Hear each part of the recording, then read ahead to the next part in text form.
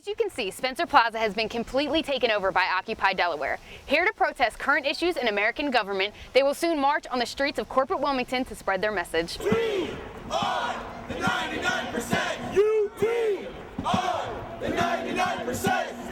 We are the 99%! Occupy Delaware was, I believe, an idea for a few Delawareans who have been following the Occupy movement as well as who have been participating in Occupy Philadelphia, Occupy Philly.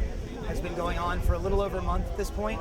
So we have been planning that, and that went for a little over 2 months, actually, I think. And Delaware started because a lot of people needed to bring it local. So a few of us have been going up to Occupy Philly all the time.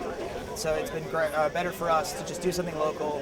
And doing it here in Wilmington will be a great spot to kind of attack just the banking heads and really the corporate business model of America. A lot of it is based out of here in Wilmington.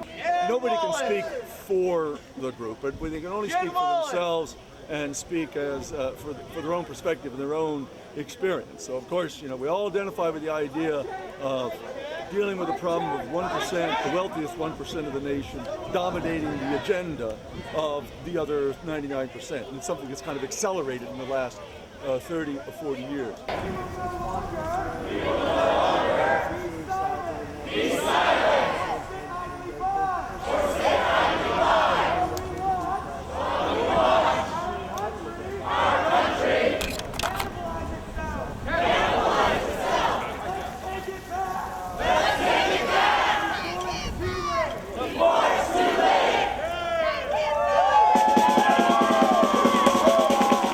Occupy, I have a lot of major issues. I'm looking at homelessness, I'm looking at education, I'm looking at hunger, overpopulation. The bank got bailed out, they are sitting on the money, they're not lending to small businesses, and the 99% of the people are slowly going down the drain. And what does that represent? Oh, like lots of different people in the world that have differences, but they come together to make a difference in the world.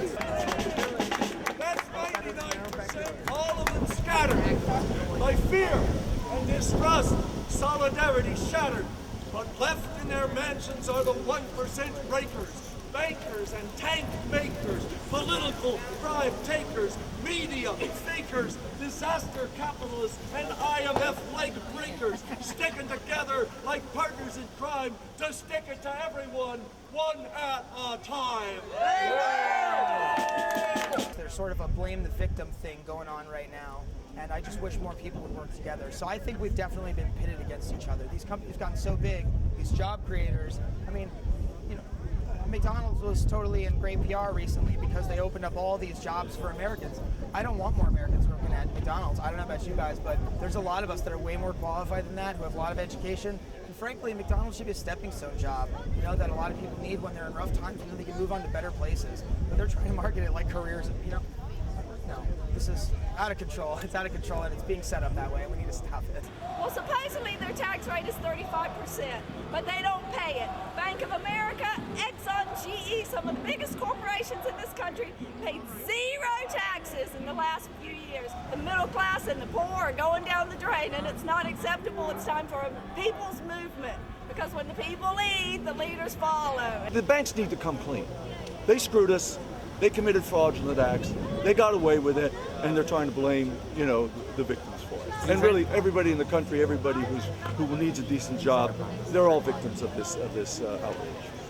While Occupy Delaware is only a small part of the nationwide movement, their voices are loud and their message clear. Casey Jones, Newman University.